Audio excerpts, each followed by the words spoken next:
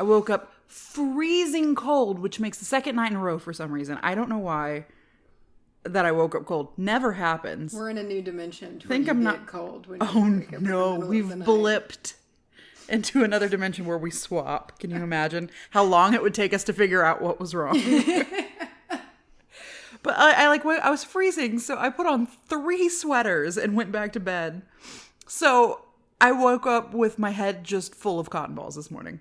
Just completely weird and like overly warm. It's not a pleasant feeling. Mine is I just have the feeling of I feel pretty good, but my eyes feel tired. You know, to where they just feel dry and heavy. Your eyes have been real dry. They've been so dry all weekend. The past few days. And I think it's because I wore makeup that I'm kind of allergic to. That'll do it. Yeah, I wear some shitty eyeliner, and this is the 3rd time I've worn it. And I wear eyeliner so infrequently, like a month apart. I forget. And then I realize, because it's always, I'll take a shower and I try to get it out. And then for 3 days, my eyes are this. Yeah. And I know that now. But my eyes feel they feel like I haven't slept in 4 days. Yeah, like that kind of gritty. Yeah. Like they feel full of sand. Yeah, I'm going to just drown them in eye drops when I get home. It's going to feel so good. Did you try those drops in the bathroom? Okay, I read the bottle. Okay. I did not. Because those are not for that. What did it say? They're like a disinfecting contact I'm cleaner. so glad you read it, because that shit, anybody who wears contacts, it's like a cage. It's like this little cage that you put your contacts in and you dip it, and it's like a hydrogen peroxide mix, and your contacts foam. It would have burned my eyeball out. I've accidentally gotten a minuscule amount of that in my eye because it was on my hands. Are you supposed to do it and then rinse it off in your well, you solution? let it sit for over 12 hours and it kind of deactivates. You know, it has a very quick and brief reaction with like all the gross shit on your contacts, and then it becomes completely like neutral, so you can take them out. But I always rinse them anyway. Yeah. But one time I didn't wait long enough. Like I just kind of sprayed them. I'm like, that's fine. I was in agony for like 3 hours. I don't understand contacts. Yeah. As someone like, I've had no experience with them. Yeah. I don't know. Not even like fake contacts? Like, no. For color? I don't even know if I've ever touched a contact, but they look like they're just made out of jelly. No, that they feel very jelly-like. And I don't understand. Yeah. I just don't understand so many things about them. I don't understand how they used to be, and not that long ago. I think my mom used to wear these.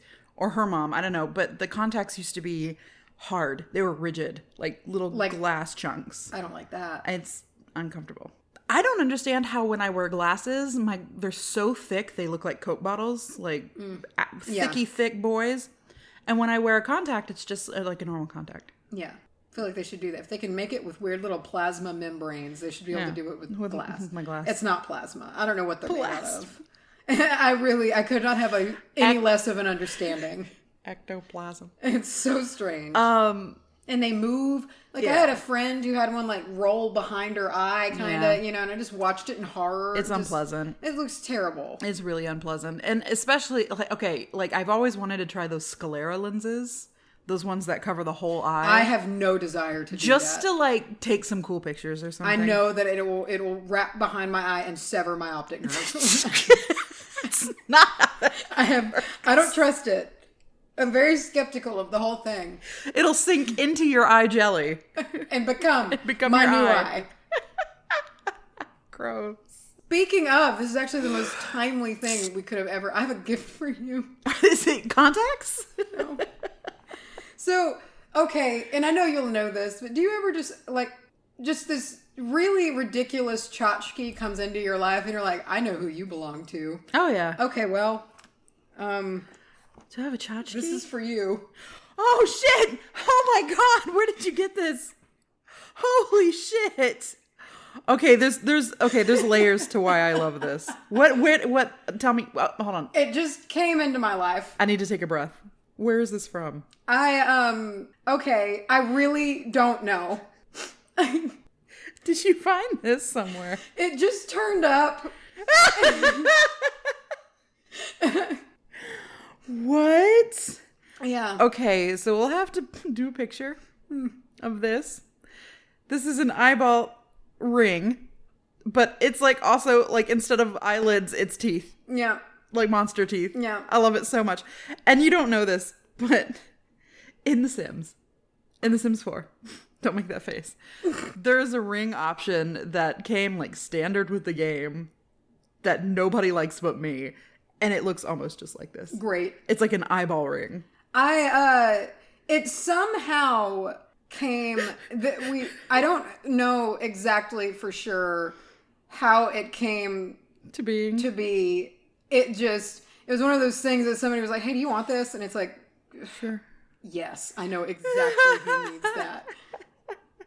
And I took it. Well, thank you. I love it very much. You're actually probably going to see me wearing this a lot. I figured. I love it very much.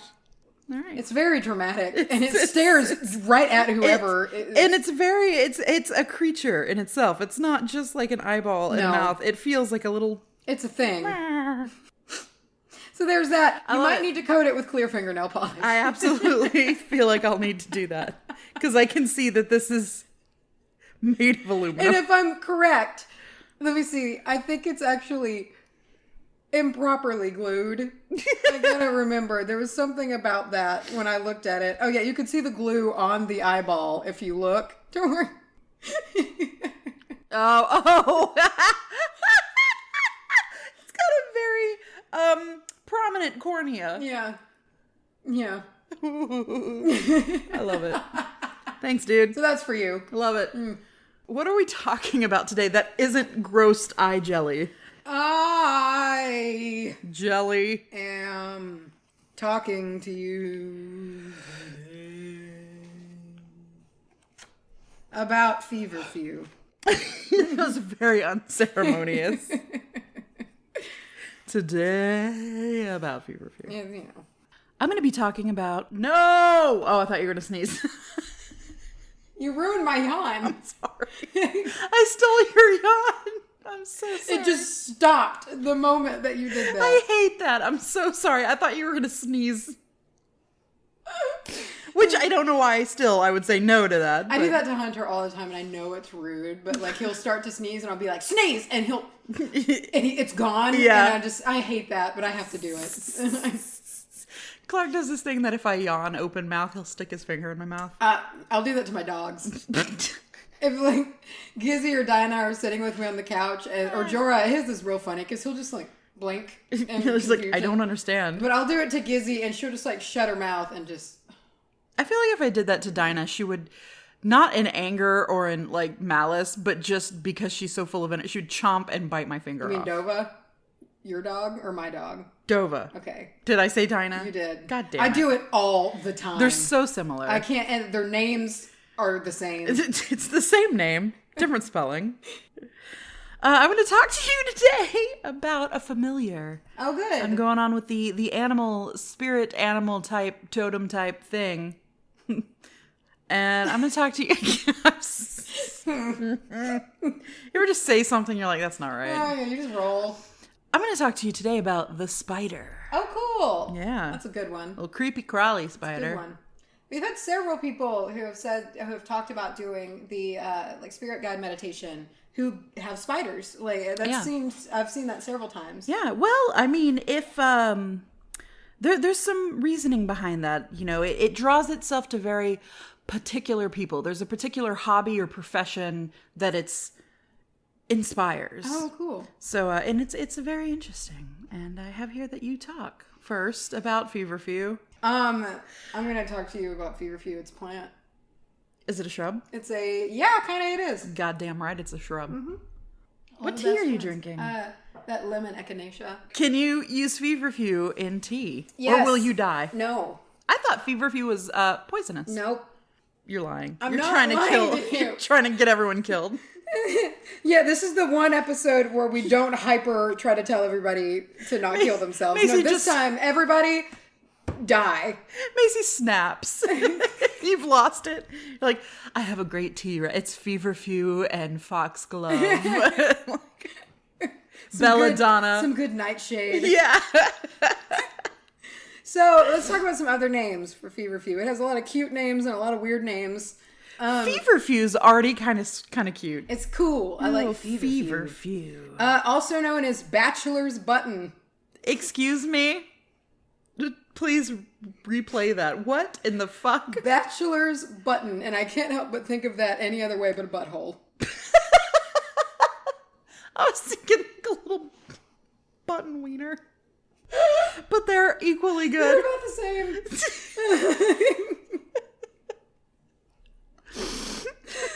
Button wiener. Great. The clinical terms.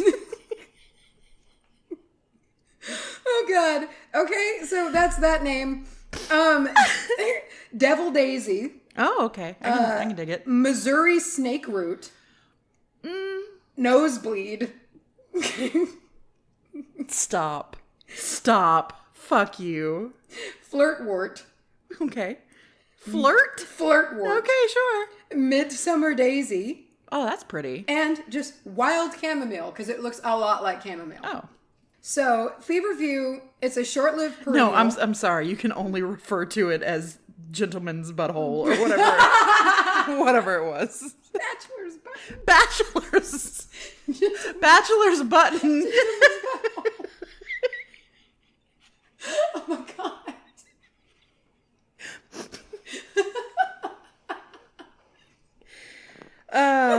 And so it is. Oh, and so it is. Let's add that to the list. So mote it be. It's gentleman's butthole. Oh my God. Okay. So. I didn't expect it to be nearly this amount of butthole talk. Yes. In this episode. Wonderful. Okay. So it's from southeastern Europe. Okay.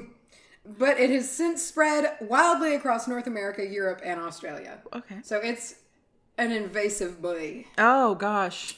It shares the same family as sunflowers and dandelions called Asteraceae, I think. Asteraceae. Asteraceae. Gentleman's butthole. Meant to be. It's amazing nobody else has put this together. I gotta Google it. I'm not sure if I've ever seen, It looks just like a little chamomile. It's a cute little flower. It looks just like chamomile. It's like a little sunny side up egg. It's adorable. Very cute. Look at it. For some reason, I thought Feverfew was more like, almost like thyme or like yarrow or like, you know, something kind of like that. Not all dainty and daisy-y. Huh. It is a compact, bushy little plant, not brushy. All right. About 9 to 24 inches tall, with little flowers very similar to daisies and chamomile flowers, with white petals and a little yellow center, just like a little egg. Almost like a cartoon flower. Yeah, it's very picturesque. It's cute. When you say flower and you're like a 9-year-old, you're like, that's exactly. What it is. It's a hardy plant and pretty easy to grow. Invasive. It can be planted from a seed, a cutting, or by division, and it can grow in most soils as long as it gets a lot of sun every day and the soil doesn't just stay wet all the time. So you can grow it from any form. Pretty much. And it grows in most places. As long as it's not super damp, it can dig it. No bogs. No deserts. Yeah. All right. Yeah. Anywhere else, though, it's all over the place. It's a great container plant. Because, and I'll get to it, it's a very medicinal plant and it's a great plant to grow, but it's good to keep contained, to stop the spread of it. Yeah. And it actually doesn't need to be brought inside during the winter. Oh. It's a really hardy boy. Nice. Because I will not put that much care into it. Right. It will actually likely die inside. It needs sun and it likes to be outside. Oh, God. It's a little outside guy. During winter, it needs to be just kind of put somewhere sheltered. I swear I thought you meant like it was going to die inside. Oh, yes. You'll bring it inside and it will just spiritually wilt. Incredibly depressed plant. It looks great. I'm picturing Crowley's plants. Grow better! I like how they just, the cheesy little animate, like little shaking leaves. I love it. So yeah. I love that's the way he takes out his frustration. Yeah. Like. So that's the thing. If you bring in Feverfew or Gentleman's Butthole into your home, it will be very sad. Yeah. And literally and figuratively die inside. Oh, no. Yeah. So put it in a sheltered place and it will just go dormant. Mm-hmm. And you do some self-reflecting. And it'll be fine. You come back. Come back twice as bright next year. There you go. The plant seeds very quickly. Again, making it invasive. Re-invasive. Another good reason for it to be a container plant. Trimming off the flowers instead of letting them fall will control the seeding, the spreading. Ancient Greeks would use feverfew often for women's conditions, such as menstrual cramps, and actually during childbirth for pain. Oh, shit. You just gnaw on it? Tea, a lot of the time. That makes more sense. Yeah. Sure. Eat all of this bush. Fistfuls of it. Just as you're giving birth. Yeah. You really just... Go to town. Just have a great time. Their name for it, the Greeks, was Parthenium, which means virgin goddess, further implying the female nature and uses. Oh. Feverfew's uses spread upwards from Greece and, upwards over basically everywhere from Italy to the Alps and eventually made it to Germany, which it has a very rich history in Germany and a bunch of medicinal uses. Its uses were so prominent, eventually Emperor Charles the Great ordered it to be cultivated in the latter half of the 8th century. You do what Charles tells you to do. You better. So, but it's a very common plant in German domestic gardens, as well as wildly grows in the countryside. Oh, pretty. In Germany, it's called Mutterkraut or mother's wort. Okay. Yeah. Sure. Not called like gentleman's kraut or butthole kraut. God. Or anything like that. Disappointed. I don't know why the term butthole is so much worse than ass or asshole. Butthole is worse. It's like the word crap. Yeah. It's somehow just... weirdly childish. Oh, God. One of Feverfew's most common uses today is for treatment of migraines. Oh. And there's actually a tremendous amount of medical study behind this. It works best when taken in a preventative manner by regularly taking it, either the extract as a tea. You can sometimes get little capsules from health stores, things like that. And in doing so regularly, it is being studied and kind of really looking like it reduces the number and severity of migraines over time. So you kind of got to stay with it. And it's not just like, oh, you have a migraine, drink some feverfew. It's not going to do much for you. But like, it's a supplement. Yeah. If this is this is something if you have chronic migraines, stick with it for a few weeks. Right. This has been shown in multiple clinical trials. Some studies are now showing that it could have proven effectiveness in migraine symptoms such as nausea, vomiting, and dizziness. This is due in part to its soothing effect on the nervous system. Oh.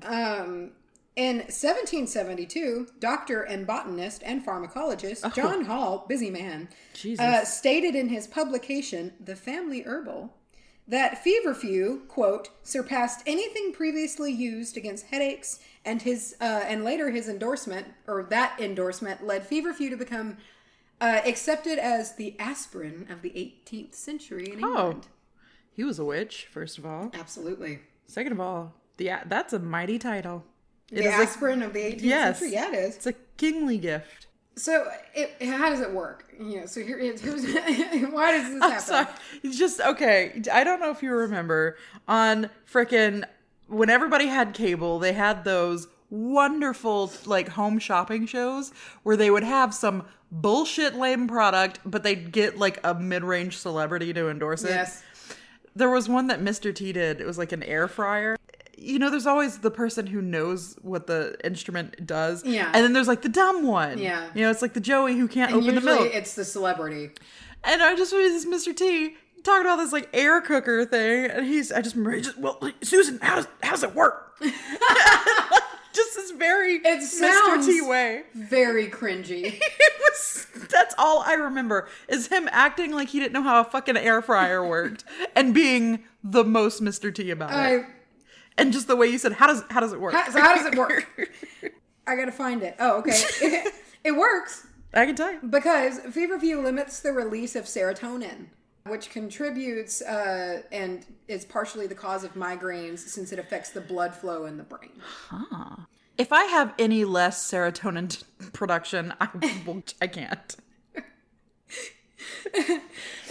And it makes sense because like migraines, a lot of that is due to constricted vessels in the brain. Ocular migraines are that way. If you have ocular migraines, which I get, Mom gets, Rustin gets, I don't know if you do, but you kind of lose a little bit of your vision, and then you feel it open back up, and you feel the blush run through, and all I ever remember is they're like, that's as close as you can get to an aneurysm without having one. Yep, every time. Real great when they show up because you're like, this is it. Like if I would have coughed during this, I might have died. I would have died immediately. That was from healthyhildegard.com. Hildegard. Ooh. Studies have also shown potential and probable effectiveness in the treatment of inflammatory conditions such as arthritis. It does so by inhibiting the synthesis of compounds that cause inflammation, including... Got some words for you. Oh, here we go. Give me them words. We are wordsmiths, after all. So it inhibits... I'm really getting anxious about this. Okay. They're all long. All right, Morty, come on. It inhibits the synthesis of compounds that cause inflammation called prostaglandins, leukotrienes, okay, and thromboxanes. I think.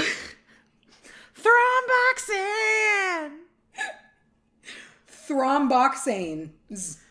One of those. Thromboxanes. Yeah. Yeah, those things. That middle word I have heard before. Leukotrienes, I had too. Yeah. I can handle that. Yeah, so Feverfew basically doesn't let these compounds synthesize, therefore it helps inflammation. This fighting of inflammation is also why Feverfew has its name as a fever reducer. It comes from that, as fever is basically a sign of system-wide inflammation. Yeah. Therefore, it's really a good treatment for fever. So that's kind of what I figured. That like Feverfew, you would I was really like, hope that name is not just a misnomer. And it brings on fever. Yeah. It gives you few fevers. It raises your body temperature. So, Feverfew can be taken in a tea form, as well as an extract, and a tincture, or like from a health store in a little capsule. Tincture. I'm interested in tinctures. Such a weird, clinky word. It is. Tincture. Certain meds, such as aspirin, might not jive well with it because it's kind of already aspirin. Oh, yeah. As well as the very common warning of if you're pregnant, don't use it. Right. Yeah. Just that's the warning on everything. Yeah. If you're pregnant, don't do it. It's just don't. Just put yourself in a padded room and do nothing else. And just drink water for 9 months, and that's it. Do filter feeding. Just breathe. Pull a SpongeBob. Do that. The one lady who had all the plastic surgery to make herself look like a human Barbie. Oh yeah, and then she just lived on sunlight. She was like, I can live on filtering sunlight. Yeah, and then strangely, no one ever heard from her again. Is she okay? I'm going to go with a hard no in that regard. Medical properties can be derived in fresh and dried states. Oh. And it's best harvested between the months of June and August. Hot month, boy. It likes hot, yeah, shrubby weather. Fever. There you go. Remember that. Remember it. Jot that down. Jot it down. For results, And for results, regular stable use is needed, again, so the properties can take hold. Don't use it for a week and be like, it's not working, and don't do anything about it. So let's talk about the metaphysical properties of Feverfew. This is one of those kind of like yerba santa. Okay. That is just like real medical. But we do have some, and it has a use in hoodoo.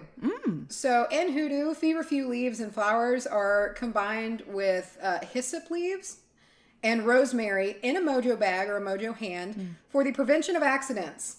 Okay. It's a great thing for accident-prone people. Okay. Hold on. I'll have 4.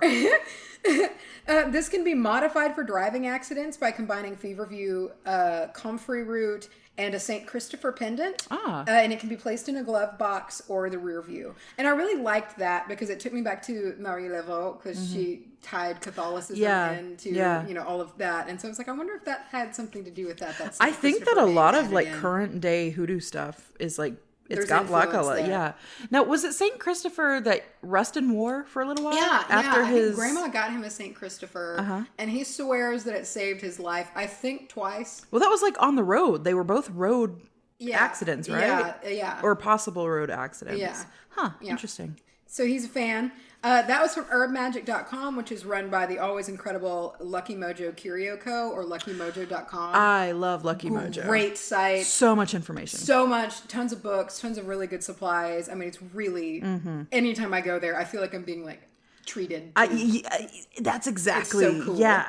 It's masculine in nature, which is funny because it's used for all the feminine uses, which I don't really know what that means.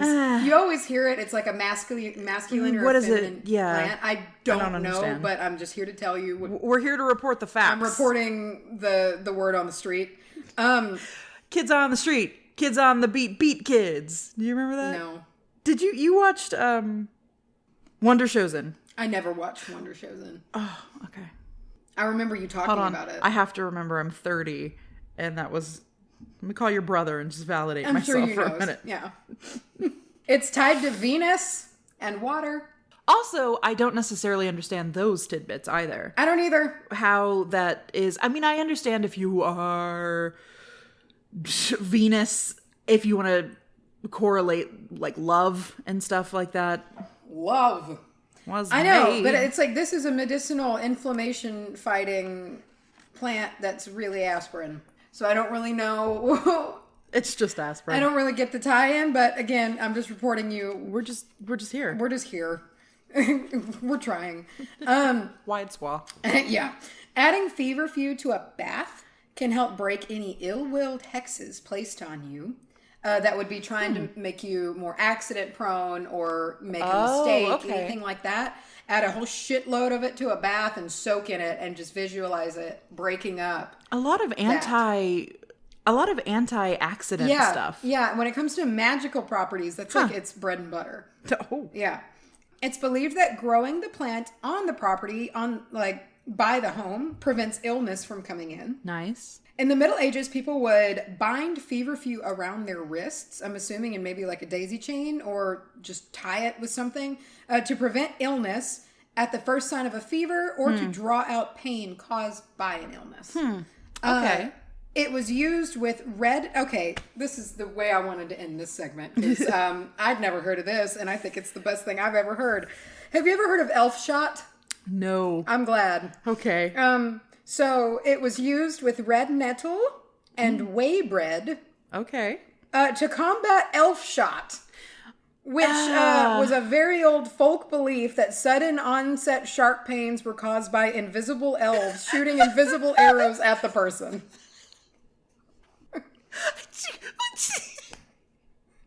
There is some, there are people who died of serious conditions that we now know what they are. That's what it said. Like now they believe like rheumatism, right, or nerve issues. It's fibromyalgia or something. And but back then there was somebody thoroughly convinced. Little elves. They just knew, shooting them to death, and they just walk around. I got the elf shot. You did something to piss them off. But if you find yourself with the elf shot, you can pair Feverfew or Gentleman's Butthole with red nettle and whey bread, and it will just make those elves fuck off. They'll be like, oh shit, he's drinking the Gentleman's Butthole. I gotta go. He knows the recipe. God, fuck. Somebody told him, let's go get somebody else. So that's Feverfew. Like elves don't have anything better to do. Steal your babies, Yeah. Huh. So talk to me about spiders after that. I am gonna do that. I'm also going to talk about nothing but elf shot for the next couple of episodes. Anytime I have phantom pain or a headache or anything, I really had a case of the elf shot. But before we go any further, this episode is dedicated to Stephanie D. Stephanie D. Thank you. Stephanie D. That was so light. What do we got for Stephanie D? With anything D, I just think Tenacious D. I just think of Sandra D from Grease. Oh, boy. Sandra D. She was a thing that happened. Mm-hmm. I have feelings. About Sandra D and Grease in general. I love it. Don't get me wrong. That's all I have to Is say. that all your feelings? That's, You I mean, no, they no. were much more I have substantial. I have feelings. I like it. I like it. It's fine. No, there's too many to go into. You know when you feel like you have too much to do, so you do nothing? That's how I feel about when I talk about Grease. Okay. I have too much to say, so I say nothing. But it seems positive. I can't figure out how you feel about this. I love to keep it ambiguous. If anything in life, no one will ever know how I feel about Grease. How'd that song go? All I'm like, thinking look at is, me, I'm you are the Sandra D, devil, or I am the something. D, we are the D. That's all I'm thinking. Look at me, I'm Sandra D. Yeah. Something like that. Real bitches. She's just a good girl. She brought dessert wine, little sneaky peeky, to get the party started. She was my favorite. The chunky one that was just not even fat, but like was always eating Twinkies and Yeah, they had to just compound on that. Like, Yeah. There's like this, terrible horror movie. It's Japanese called Houseu. Oh. And it was made in the 70s. oh boy. Yeah. It's really, truly, truly awful. But hilarious. I know what because I'm of doing how horrible it is. for the rest of the day. Watch it. Oh, yeah. And they did the same thing to one girl who's not even hardly overweight, and the whole movie she's just eating. Like, it's so ridiculous. It's like, you don't even have to say it. I know what you're saying. Yeah, it's just like, but why though? But it's like, did you ever watch the movie Now and Then? I loved Now and Then. Yes, the one with Drew Barrymore. Yes. Yes. No. With who were they when Rosie O'Donnell was she? Rosie one of the O'Donnell grown-up was ones? one of the grown-ups. So was not Janine Garofalo, but somebody very similar. Who? I thought Drew Barrymore was the girl when she was young. Who played her as a young girl? I literally have to see this. Let me tell you. It's got a 28% on Rotten Tomatoes. No. I remember it being better than that. I loved that movie so much. Okay, so Demi Moore. Oh, okay. She was one of the grown-ups. Yeah, I remember she taped her boobs down. Christina Ricci. Yep. Gabby Hoffman. I don't know who that is. Thora Birch. How do we get on Now and Then? We gotta put a song to Stephanie D. I really wish I could remember Sandra D. I hear it, like I know it in my head, but I can't put a tune to it. I see. For some reason, so you know, like when you get something in your head and you cannot think of anything else. Oh yeah. I can only hear it in "Come On, Eileen," but it's like the Sandra D. Stephanie D. Stephanie D. Yeah, Stephanie D. Yeah. For some reason, I can't even continue that tune. Stephanie D. Yeah, okay. Stephanie D. Stephanie D. Stephanie. There we go. That's good. That's work. I love Come On, Eileen. I do too. You can't hear that song and be mad. No. You'll angrily sing it, if Yeah. anything. You just... Boo, boo, doo. Boo, boo, doo. Come on, Eileen. It's so fun. It's just ridiculous. I love it. All right, listen. Jesus. Anyway, thank you, Stephanie D. We're sorry. Okay, I'm going to talk to you about a little totem animal called the Spyder. Little hairy-legged spider. I don't know. Most of the time? Sometimes? Did the spider in your car that you had to break your groin have It hairy was legs? a tarantula. It was literally covered in fur. But it could have been there for a good reason. Maybe. Okay. So I say totem animal. This could also refer to spirit guide, your spirit animal, an animal you just wish to work with or call on the energy of. I'm sorry. I forgot that happened. What? I forgot about the whole tarantula incident. You said it, and then I've just been sitting here like, oh, wow. I think about that semi-regularly. Really? It's usually when I'm in my car and I'm like, what if a tarantula died? Maybe I've just blocked it out. It was traumatic. The searing pain of your groin falling A off. torn groin at the result of a rogue tarantula. I immediately snap my groin. And this can be for you even if you've this can be like a sign. It doesn't necessarily have to be your spirit animal or anything super deep like that. It could also be your familiar if you keep spiders. I know a lot of people like a tarantula. Is that the only spider you can keep? I don't know. I think you could probably keep whatever spider you want. So the spider the spider has deep roots in druidry. Did you read the email somebody sent us about how Shelob is actually a feminist icon?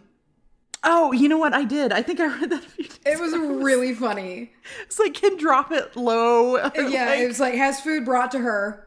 And then like the very last one was just like, has men come whenever she wants. And it's like, seed number 1. And it was, has food brought to her. It was really, really funny. So the spider has deep roots in druidry. It represents creativity seen in its beautiful webs that it makes, which, I mean, honestly, beauty within like great engineering. Yes. You know, they're every like way it bends is to support that structure. I do everything I can to not destroy one. And I get real sad when I know that if I'm just like walking and I just destroy, I'm just like, oh shit. Shit, that was his house. And in my research, I actually finally found the difference between a spider web and a cobweb, which I've never known. Okay. Spider web is like an active home for a spider, and a cobweb is like an old spider's home that it is like been abandoned. Okay, and it's just gotten all blown around. And it's just gotten like coated in dust, and it's like half hanging there. So it's like an old spooky spider home. Mm-hmm. Whereas a spider web is like one of those that like catches the dew and it's super shiny and it's like a new build. Mm. The spider is known as the writer's totem or the poet's familiar. Okay, cool. Because spiders have long been seen as the keepers of words and languages. In the ancient alphabet system of Ireland called Ogham, sometimes Old Irish can not be the way that it looks like it's pronounced. It has line-like symbols that represent the makings and the parts of a web. So when you look at a web, you know how some of them are at certain angles and some of them slouch down and stuff like that. So their whole writing system was a system of like slashes and marks, and it was based on that of a spider web. So in that way, it said that the orgum can be found in the spider's web, which I've seen before, but I had no fucking clue what that meant. That's really cool. And it basically means all the words can be found in a spider's web. Cool. So this is what probably led to the connection of spiders and the written word. Mm-hmm. In many Native American traditions, working with the spider is known as spider medicine. In spider medicine, the spider's legs represent the winds of change and the directions of the medicine wheel. There's 4 of each, so 8 legs working in tandem. The body of the spider is also likened to the number 8, like a kind of fat head, fat butt. Yeah. You know, also seen as an infinity symbol, representing all the possibilities of what we have yet to create. Creative energy is huge with spider, which makes sense because they create the thing they did. That's their whole gig. But also I thought that their energy would just be about freaking people out. But it's actually a lot nicer than that. The spider is here to inspire and progress our creative ventures. Spider energy creates works. Spider energy creates works that are both delicate and strong. Fitting. I saw a lot of people shorten spider to like the spider or sometimes just spider. And it made me think of like this seedy, ripped whole jeans wearing. I'm picturing in School of Rock when he's like, this is Spyder. Exactly. He's your replacement. Yeah, like he's wearing like a leather jacket and he's got like a web tattoo on his eyeball, but then they would be followed. A web tattoo on his eyeball. Yes, exactly. Gross. But then they would always follow it up with something very like deep and meaningful and beautiful. So I just imagine this guy named Spyder sitting there and he's just like, yeah, this is totally about creativity and balance, Mm-hmm. Like he's found enlightenment. So anyway, for the rest of this segment, I will just be referring to spider energy as spider. Spyder. Oh, God. Spider also reminds us that there is balance in life, art, death, and magic. Oh. Everything has balance. What we weave now will shape what the future holds for us. Are we making a good web? Is it stable and safe? Will it provide for us, keep us safe? Or is what we're weaving full of holes gonna collapse at the first sign of stress? Or are we weaving something in the middle of a storm, like kind of rendering all this work that we're putting towards something? Maybe it's not the best time to be doing what you're doing, So it's kind of there to remind you, hey, there's balance and you need to kind of check that what you're doing now is going to also work out in the future, or that you're honoring your past, the shit that you've been through. The past, present, and the future are linked through the energy of spider. Because of this, spider is also seen as the totem of patience. Okay. I saw that once. Do with that what you will. Take that. Be patient. So Spyder is undeniably tied to Halloween and the other kind of like remembrance fall type festivals because the spider has long been associated with death. And usually because they're found in tombs, they like to set up shop there. And when you go in, even if there's no spiders, there's the cobwebs there that remind you of Spyder.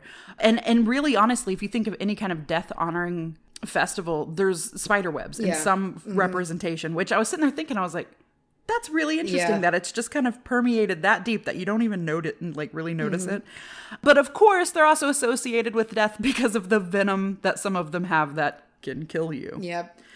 So while associations with death are actually usually hardly ever negative, associations with death can a lot of the times be a good thing because it represents the renewal and the rebirth of things. And it's kind of like when you pull the death card, a lot of people who aren't familiar with tarot are like, oh shit. Yes. Or like movies when they represent it and they're like very spookily pull the death card. Yeah. Death card has nothing to do with what you would think. Yeah. Like, you really don't want to pull something like the Tower. That's the one you need to be fucking afraid of.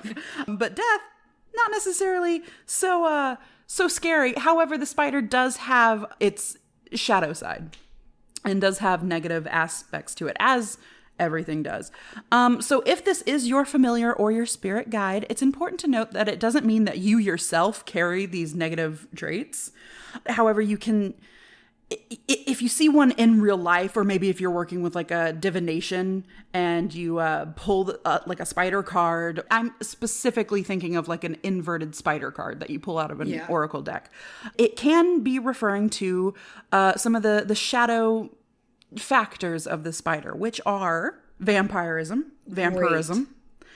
And I'm assuming we can take from this that this is like in an energetic sense. No, of course not.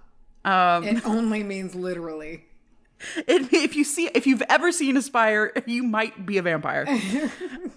Calculating, manipulation, venomous thoughts, which is like a big one for me. And especially I know with people who are writers, because this is so tied to like writing and language. A lot of the times writers are, and musicians both, honestly, are so bad about those horrible, horrible thoughts you can have about your own like creativity. Oh, any creative avenue, you can just absolutely shred it apart. And of course that's the sign of somebody who is examining their own work and they wish to grow and this, that, and the other. I mean, very rarely do you come across a poet who's like, oh, my shit's great. I don't need to do any more work. Yeah. I like when I do artwork, I'm a little strange to where the whole time I'm doing it, I'm like, I'm not going to be able to pull this off. This is ass. This is good. And then I finish it and I'm like, all right, this is pretty fucking great. That's cool. But it's like the whole way that I'm getting there, I'm just like, I'm not going to be able to pull this off. This is going to look like garbage. I can't fucking do this. Why do I even try to draw? Exactly. And then it'll be done and I'm like, oh, I forget that I can kind of do this. Why do I even try to draw? Yeah, it's ridiculous. The feeling of sitting there and looking at the same sentence that you've written and just going, this is what a child would write. Charlye, what the fuck are you doing? And then so when I read this like venomous thoughts, I was like, oh yeah, that totally, there we go. That goes. So the spider has many, many, many tales and legends surrounding it throughout time. And here are some different mythologies revolving around the spider. Oh. Now these come from learnreligions.com. In a lot of Native American traditions, the spider is seen as grandmother, the link to the past and the future. In India, it's associated with Maya, the weaver of illusions. In Greek myth, and this is just so Greek myth, the maiden Arachne, I guess that makes sense, and the goddess Athena. Arachne claims that she's a better weaver than Athena, which don't piss her off. Don't do that. Yeah. So they have like a competition, and after Arachne, she wins against Athena. Athena gets pissed off and turns her into a spider. Athena can kind of be a sore loser. You don't really, if you know you're going to win, don't enter the competition. Yeah. So she turns her into a spider and all of her offspring into spider. And from that point on, like her and her descendants, they will be spiders. But however, they then turn that around and they all become the best weavers in existence. that has ever been. Yeah. So as is with a lot of like Greek mythology, something bad happens to something, but then you just really try to make the best of it. You know, really go down in history. Be like, you can make me Spyder. I'm going to be the best fucking weaver you've ever seen. West African and Caribbean trickster spirit known as Anansi. I've been thinking. Well, I have the book and I've read like a third of it. Anansi. I don't remember what it is, but like Are we talking about American Gods? Well, no, Anansi Boys is a okay. book. It plays nice with American Gods. It's kind of the same universe, but it heavily involves like the spider. The cover has a spider on it and all that shit. But the tales that Anansi comes from, they're so interesting, and I like really dig him as like a spirit, like the little what do they call them? Cautionary type tales that he has. So in these tales, it shows the spider teaching skills and wisdom through speech, slave resistance and survival, as well as teaching mankind the techniques of agriculture. I would really like to cover him in a future Gods and Goddesses episode. So anyway, that's West African and Caribbean cultures. Native American Hopi creation story, the Spider Woman, I guess, was the thing that's been around. I can dig it. She's the goddess of the earth, and together with Tawa, the sun god, she creates the first living beings. In Celtic myth, the spider was typically a beneficial creature. Spider also has ties to the spinning loom and weaving, obviously, easy connection there to make. And they also saw the spider as what wove mankind's fate. In several cultures, spiders are credited with saving the lives of great leaders. In the Torah, there's the story of David, who would later become the king of Israel. He was being pursued by the soldiers sent by King Saul. David hid in a cave, and a spider crawled in and built a huge web across the entrance. So when the soldiers saw the cave, they didn't bother with it. After all, like, it's a huge spider web. They're like, yo, there's a massive spider that lives in there. She-lobes in there. No. We're not going to do this. And then there's parallel stories also of the Prophet Muhammad. He also hid in a cave to flee his enemies. A very similar story there. But a giant tree sprouted in front of the cave, and then a spider built a web between the cave and the tree. So interesting how those stories are very they line similar. Up like that. So that's some of the cultural background of spiders and how they've been seen through time. Now, what if you're going about your day and you just see a spider and you're like, this is a sign. I have to look this up now. Also, it makes me think of like if you're going through your day and you just see that guy named Spyder. You just like walk into your living room and he's just sitting on your couch playing your Nintendo Switch. Burning some incense. He's got some fresh ink and he really wants to tell you about the significance of it. Oh, God. So you just get this feeling that it's a sign. So here's what the symbolism of the spider can hold: the following: patience and creativity, taking control of your own life, examining the choices that you've made, making sure your life is in balance, like we talked about. Have you been working too much or not enough? Do you need to write or in other ways express yourself creatively? That feeling, like I feel a lot of us have had, like you're feeling inspired and you're like, I need to go do this. Like I need to just sit down and I need to write because I could easily get in a groove right now. And you know it, and sometimes you ignore it because things get in the way and you're like, well, I don't want to, or I can't right now, or whatever. Spider energy is there to go, no, what you've got right now, that's good. Yeah, go do with it now, or you're gonna lose it, you know? So when you see the spider in your house, it is a long-held witch knowledge that it is bad luck to kill a spider. Not only do they eat all the other little baddies in our houses, but they bring in the creative essence that we want living around us.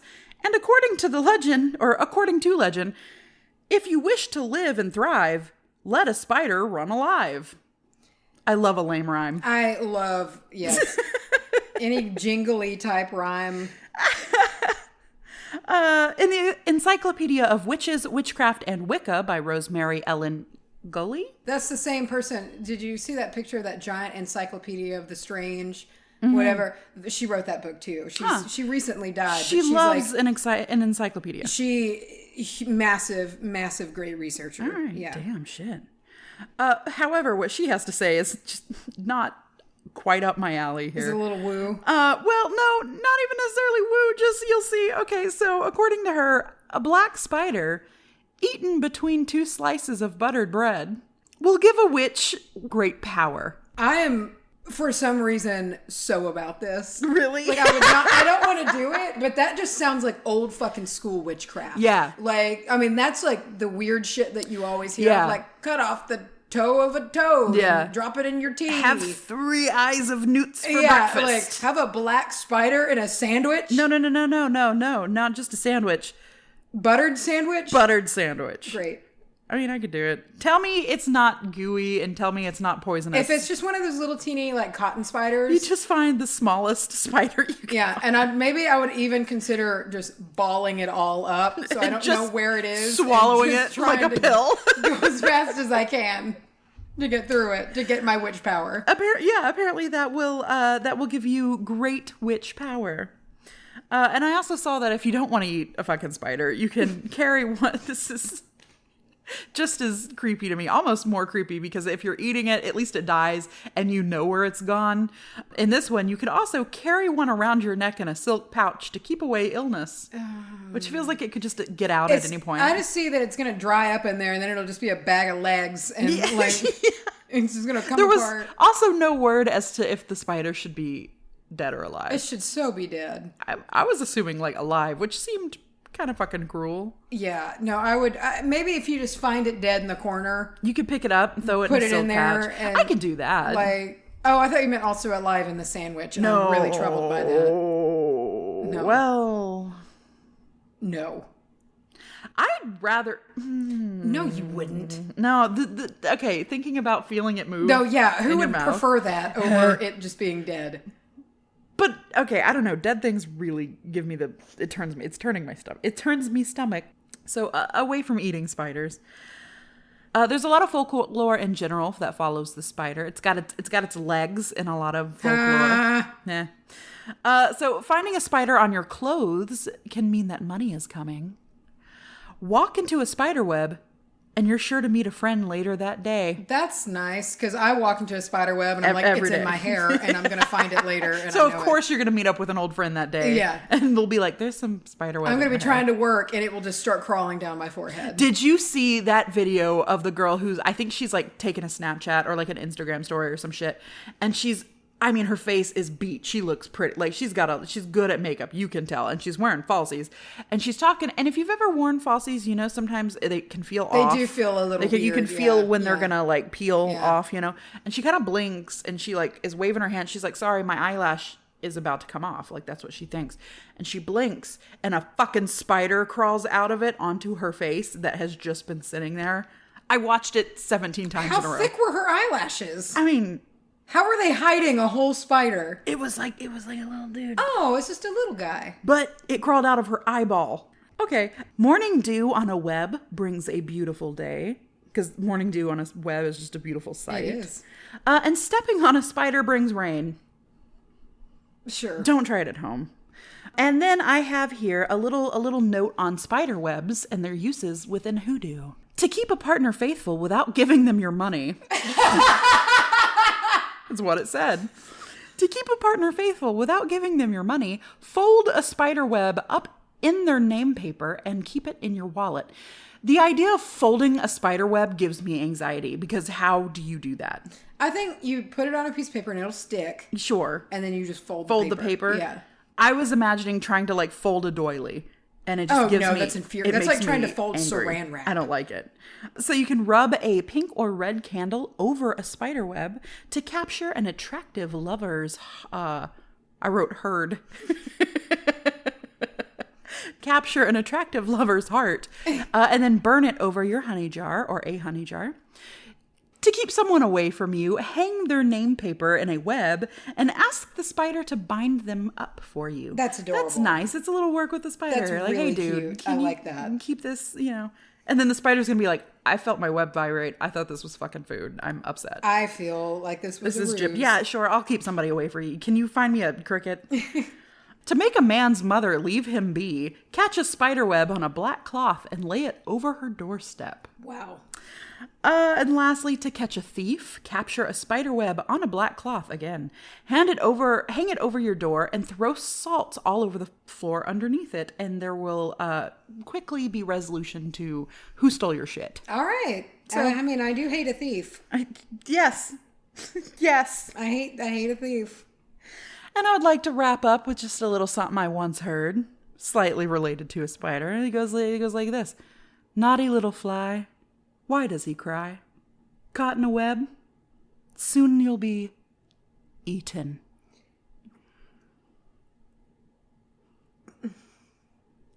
Gollum said that. Okay.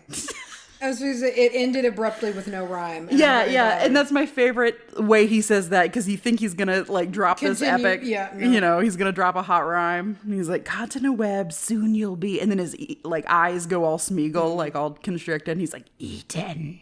Anyway, and I would like to formally call on everybody who has little spider dudes, whether they are your pets or they're just like in your house.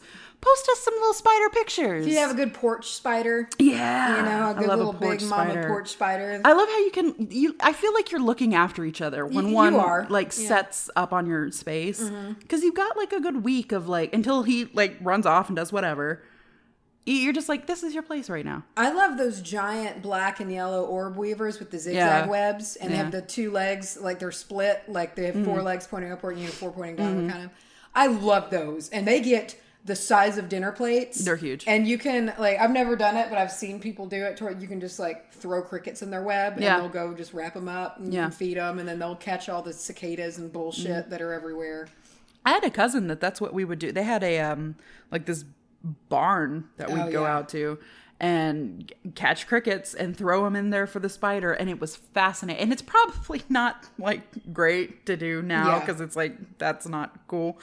But it was cool as a kid to witness how that worked. How they work, and to see it happen. And honestly, like the terror of watching a spider wrap up an insect. It's very assertive. It just comes in, manhandles it, wraps it up. It knows what it wants. It's also super, it seems intelligent. Yeah. You know, there's a lot of intelligence there because...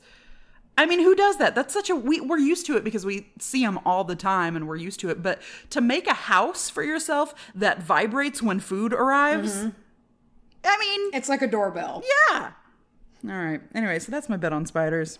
Thanks. Yeah, man. I love it. It's kind of given me a complex, though, because I feel like I started reading Anansi Boys and now I'm thinking about it and I recall nothing about that book. And so then it's just like, I don't know where I am with that right now. It doesn't exist. That was a different timeline. I just Googled it. It's never existed. I have one of, those books at Barnes & Noble that are real pretty and they're like the leather bound ones and they all decorate them up. Like they have like Alice in Wonderland and, all Edgar Allan Poe's collection. Oh, yeah. I have one that's a duel and it's American Gods and Anansi Boys and it's blue with a spider and the all-seeing eye and shit all over it. I feel like I started it, but now that I'm thinking about it, I think I've imagined that. Maybe you dreamed it. Maybe. Do you ever honestly have to remember if something was a dream? Yes. Okay, good. Oh, for sure. Because I do it and it makes me feel like I'm crazy. Because sometimes, a lot of the time, really, I have very mundane dreams. Where you're not doing much. Yeah. You're just like, you hear a song on the radio and you're like, I heard that song No, wait, I dreamed that. Yeah, I do it all the time. Next week is our Mabon episode. Yeah. And as we confessed to our Patreon Live viewers on the last Spooky-sode, we don't know much about it. We don't. We've willfully stayed ignorant as to the Sabbats until it comes our time to learn about them. Because it just feels more compartmentalized that way. Yeah, it's fun. Yeah. Like we're learning. I don't want to say learning along with y'all because I feel like a lot of y'all know a lot more than we do. But if it's your first time listening to like the upcoming Mabon episode, we will be clueless together. We get to say things that and we get together and be like, "Did you know that it was also about this?" Yeah, and we're both like, "Ooh, oh boy!" And then after that episode, we bring to you a very special Spooky-sode, spooky event. Spooky extravaganza. I think I said that the Spooky-sode would be before Mabon. I'm sorry. I'm crazy. It's after. Yes. It's after. Yes. Anyway. It's almost September, man. It's getting colder. I think today might be September 1st. Oh my God, you're right. Yeah. Today is totally September. Okay, so it's getting cooler. The cool part is coming, and spiders do love to get into your house around this time. Yeah. They're looking for some warmth and some protection. They love especially getting into your kitchens, crawling up, getting all in your dry goods and whatnot. Yeah. So you need to be really extra careful. Make sure to clear them out when you're getting ready to roll that beautiful review footage. That was lame. You loved it. I didn't. Not even connected. This review was sent in by Amy and Georgie. Oh. And it is titled Kindred Heart. Oh, that sounds like a romance novel that I would be all over. These, or Kindred Heart. I think Kindred Heart. I can't read. These two have created the witchy podcast you've always wanted. Oh, I hope so. I use their rituals and info in my practice, and it's helped me grow as a witch. Thank you. That's so cool. That is nice. That's nice. We have a live show. We certainly do. Now we can say we have a live show next month. That's right, we do. We've got a lot to do to get ready for it. We have too much to do. But come see us. It's going to be at the Armadillo L Works in Denton, Texas. October 13th. Hell yeah. The Pagan Pop Up. Volume 2. Electric Boogaloo. Boogaloo. You can advertise with us. Where can you do that at? That is advertisecast.com. You can go there and you can search the Witch Bitch Amateur Hour. We're there. We're there. We've got options for you. If you make a cool witchy item or offer a cool witchy service or something that you think the witch community will be into, doesn't have to be witches. A cool witchy ad. We'll give you what for the price of one cool witchy ad. We'll give you one cool witchy ad. We'll put some together. I got my prices. Are my prices too low? I can't tell. I got ants in my eyes. I'm ants in my eyes, Johnson. Is it Johnson? I think so. How much is this? What is this? Are my prices too low? I hope not. I can't tell. Weird deal. So strange. We have merch. We do have merch. I'm holding our Witch Bitch Amateur Hour pillow right now. Mm-hmm. You've been holding it all weekend. I love it because it's big and it's super stuffed. It is meaty. They weren't fucking about. It's a girthy boy. Giving it CPR. There you are. You can get that merch. You can. You can get it so you can scoop it right up at wbahpodcast.com or witchbitchamateurhour.com. You can go to that site and then click a link that takes you to the merch site. You'll find it. Speaking of scoop it up, we did recently release our Blessed Beans. Blessed Beans. It's pretty great. It's beans on a spoon. It is beans on a spoon with plenty of sugar slime. Yep. Dripping. Literally dripping. Turn them off. Where can you break off Jim's chili finger? You can get the dust of Jim's chili finger over at InstaGym. I just realized this is going to come out before the Spooky-sode, and no one's going to know why Jim has a chili finger. If you also want to know how Jim got that chili finger, tune in next week for our Spooky-sode. No, week after next. It's going to be a while before you'll know why Jim has... What is life? We'll keep you in suspense. What does our schedule look like? But until you know, he is a real chili finger. Make of that what you will. Whatever is it a cold finger? Is it a finger covered in chili? You don't know. You'll never know. But get it slimed on you over at gross. InstaGym at Witch Bitch Amateur Hour. That's right. We're on Twitter. At Bitch Hour. At the Bitch Hour. Just Bitch Hour. At the Bitch Hour minus the the. No. We're on Facebook at Witch Amateur Hour, or just type us into the search bar. You could just search us. We're there. No bitch on Facebook. No bitch on Facebook. I mean, you can say bitch all you want over on our Facebook. Yeah, but you can't have bitch in your title. But you cannot, goddammit. They're not about that. Not on my Christian Minecraft server. We have a P.O. box. We do. Find it. Guess. Pick a number until you get it right. That's what we should do. Everybody just gets random witch mail. It's P.O. Box blank blank blank, Canton, Texas 75103. Try different numbers until you get it. First person to find us gets acknowledgement. It's 865. P.O. Box 865. And we have a Patreon. We do. If you want to support your show. Hell yeah. For the low ticket price of $5 a month, you can join us. I'm making it sound like it's so great. You can join us for monthly live streams. And you will be able to see all of the Spooky Soap footage that we take, investigations, as well as something involving the Hot Boys coming down the pipeline. You will see special footage for that. Yes. There's bonus material. Lots more coming up than there has ever been. It's currently in production. And so, if you've been waiting on it, it's coming to tickle you. Okay. I love that Kim said she loves it when I say something. And she hears me hears cringe. you cringe. Yeah. It's my life's goal to make you go, You can find our Patreon at or https patreon.com/wbah. Do you remember podcast. when you I said G? My brain stopped. B as in boy, G as in Gary. It made no sense. You just no. Nope, I'm not doing that. It just no. My neural pathways clogged. G as in get wugaba. All right, man. So we're wrapping up our weekend, our long weekend, and you're gonna head back. Mm-hmm. Not that I'm rushing you. You can leave whenever you'd like. I'm gonna head back, and I'm gonna take a shower, and I might read. I don't know. I'm gonna have a nice, relaxing day. I'm ready for it. I'm actually gonna be like home alone until about 8 o'clock tonight. Till about 8 o'clock tonight. And I'm really going to take advantage of that. That's kind of nice. Yeah. I'm going to just sit in the air conditioning and watch TV for 4 hours straight. I might be outside today. When I visit here, I don't go outside very much. You go outside to thaw. Yeah, I do. Mm-hmm. And I might hammock today for a little bit. That sounds nice. You know what? I'm digging a nap today. Yeah, I feel like I could use one. Yeah. I feel like about a gallon of water. Yeah, oh my God, dude.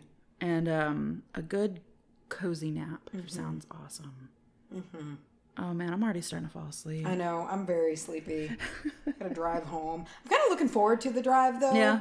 I feel like many people are going to be on the road today. That many people. Yeah. It's Sunday on Labor Day weekend. Yeah. It's like wherever you are, you're not coming back till Monday. Yeah. So nobody's going to be on But the be road. careful because people like to get wild on Labor Day weekend. Well, luckily it is 1 p.m. I mean, you might hit the weird Sunday brunch, unlimited mimosa. All those mimosas just going straight to people's heads. Listen, me and Mom and Clark and everybody, we went to brunch the other day, like a couple of weekends ago. Mom and Dad took us to brunch. It was the best thing in the world. We went to Blue Mesa, where on the menu it says maximum of 2 complimentary mimosas. And dude brought us like 6. Nice. It was cool. Nice. Anyway, shout out to Blue Mesa. Please don't fire that guy. Thank you for joining us once again. For some reason. Why are you here? Go now. There are other worlds than these.